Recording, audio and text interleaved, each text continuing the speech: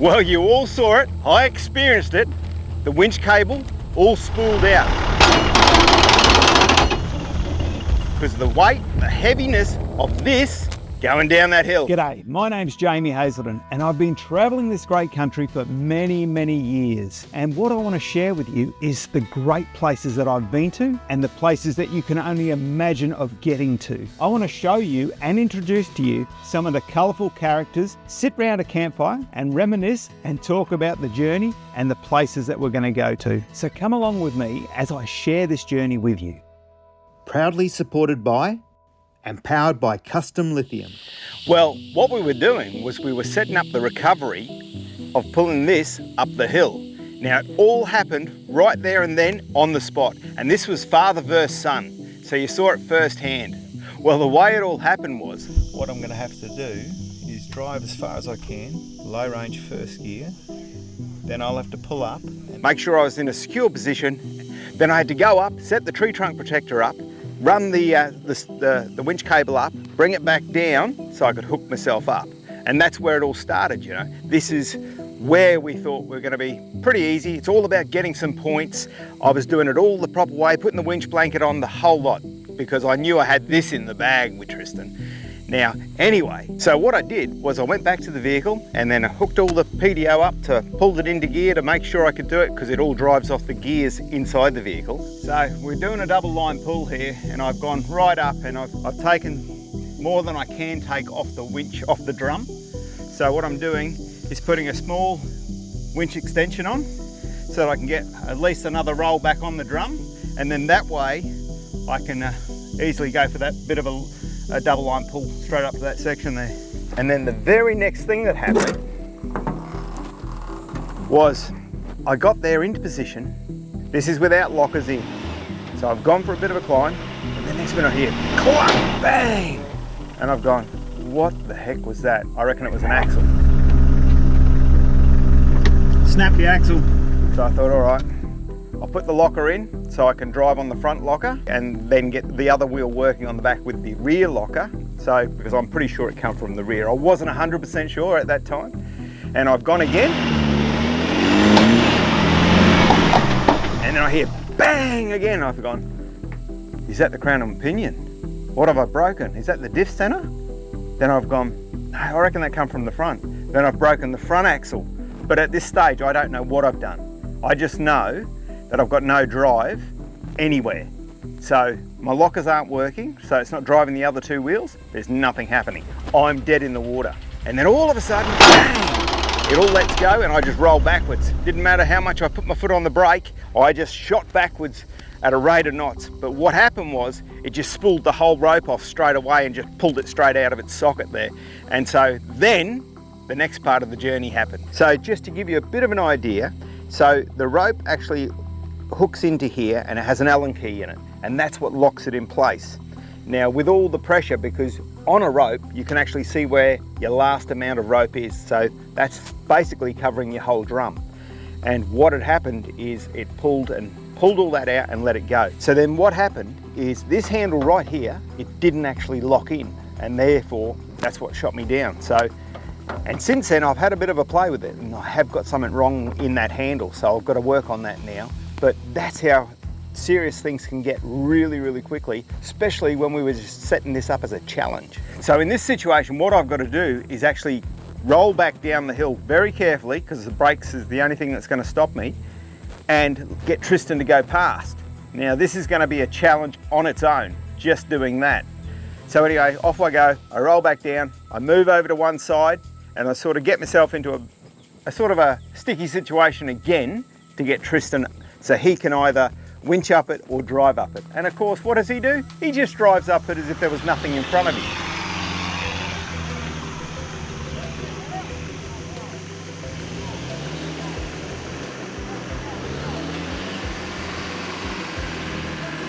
What the hell?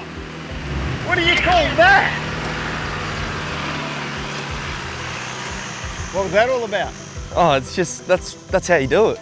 That's how you do it, yeah? I don't know what you were struggling with. I think it's because I was stuck on the track for so long it's dried out. Oh, yeah. You can make as many excuses as you want, but... No, you've done that very well. very well indeed.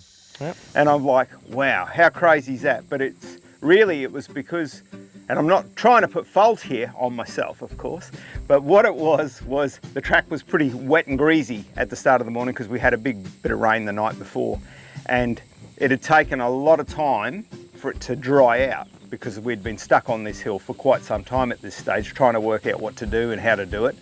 Anyway, Tristan drives up through, no worries at all, drove it like a pro, really impressed. And then we had to get me back in line so that we could set up for him to winch me up the hill. Anyway, so we still had the Yokohama vehicle behind us, so he could winch me backwards, back onto the track, so that we could winch up the hill. Whoa, whoa, whoa, whoa, whoa, Whoa, whoa.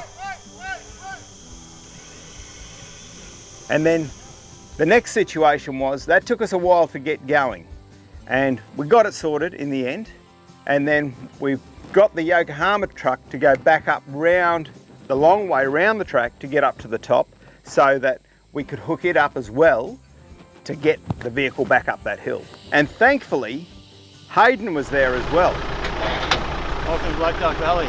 So he could help us out quite a bit. Now Tristan's got himself up against the tree. Now he's got the 10,000 pound carbon winch in there, which I know is a really strong winch. And on a single line pull, it might struggle a bit with the weight of this old girl because she's quite heavy. So we want to double line pull it. Now he's hooked up. We've got then the Yokohama vehicle up there. So we've run another safety line down with that because we're talking 4 ton here, steep hill. We don't want anything to go wrong or pear shape in any which way. So Tristan's inexperienced, Tony's got a little bit of experience, but Hayden's got a lot of experience because this is what he does. He runs this place, he knows all that sort of stuff, and he's into the competitions with winching and all that sort of thing. So he took control of the whole winch lines, how to run them, where to put them. I'm stuck in the car with my foot on the brake, can't do much else except for talk to him on a radio. Yeah, crazy times. Things that can happen, things that can go wrong real quick. When you're ready, keep winching. So yeah, I'm just getting winched up here. Sit there, cook in the heat because it was so hot. But anyway, he's taken charge. They've run the lines down. They've moved us up the track a little by little, as that's all we could do is go a bit at a time to move up there because it was such a heavy, long pull to get up there. And of course, we've got to reset all the time because we're winching up double line and we've only got so much cord. So on the reset, it gives it good time for the winch to cool down that bit.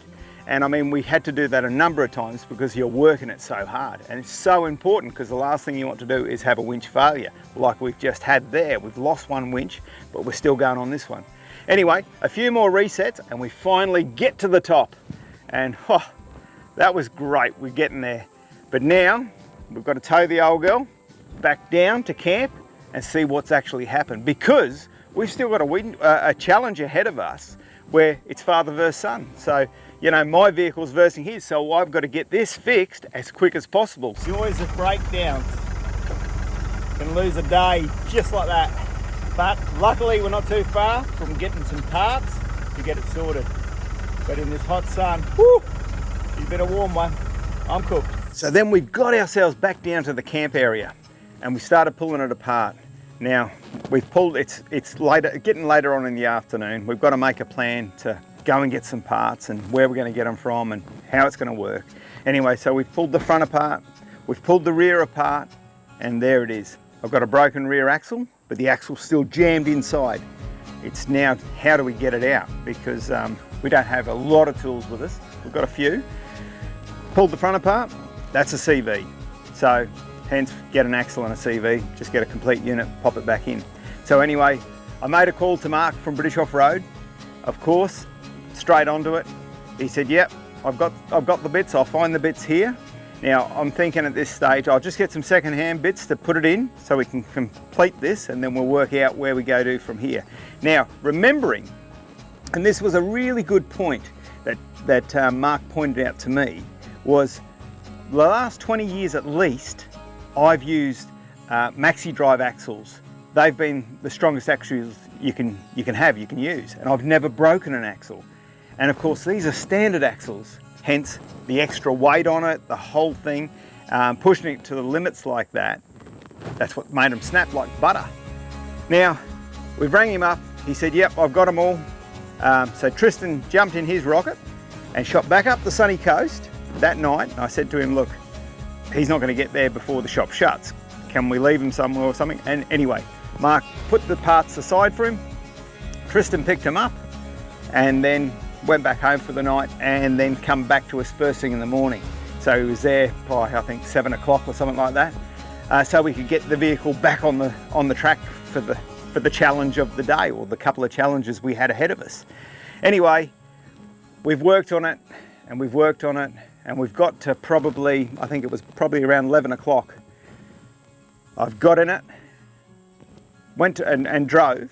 So I've gone and driven, but then I've realised I'm only driving on the front wheels, not the back wheels. So the back wheel's still not working. And then I've gone, yeah, that other crack I heard must have been the diff center. Must have been, because you know, like on that hill, I'm leaning, and you can see I'm leaning onto the driver's side more than the passenger side. So I didn't even entertain thinking that I might have broken a third axle.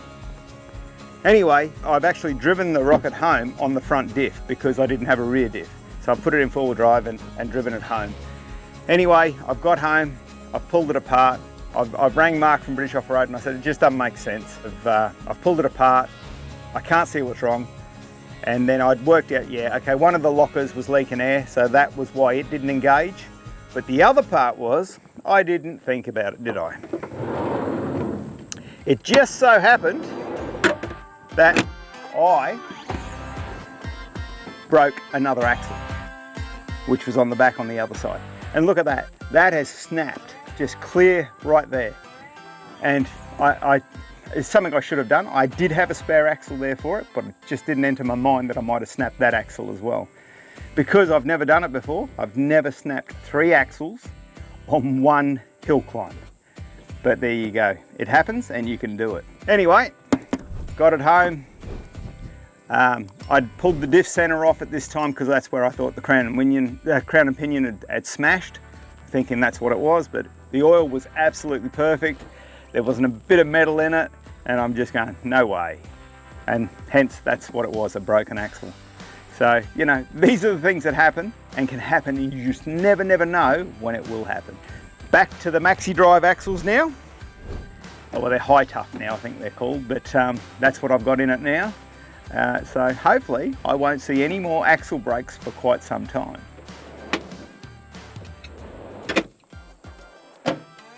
So let's talk about it.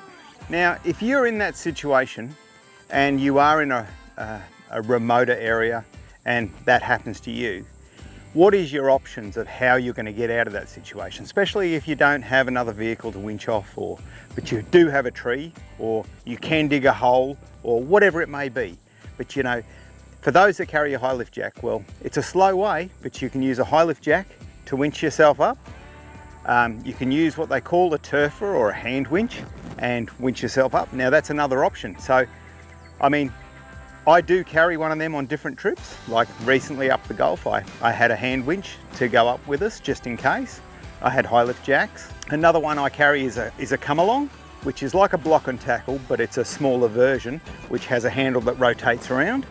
That's another, it's a slow way of doing it, but if you haven't got a choice, they're just ways you can get yourself out of these situations. So as long as you've got the recovery gear, as in a winch rope or a snatch strap or a winch extension or something to give you the distances that you may need, but they're items that can be crucial in some of those situations, especially when you're traveling more remote on your own. Now, if you would like to see more videos on that sort of a recovery, you know, whether it's with a hand winch or whether it's just different methods, drop a comment down below, and then that way, look, we'll look at making a video on that. It could be with the truck, it could be with the four-wheel drive, it could be with the buggy, but there's a situation that you can get yourself into that's always hard to get out of and can be a challenge.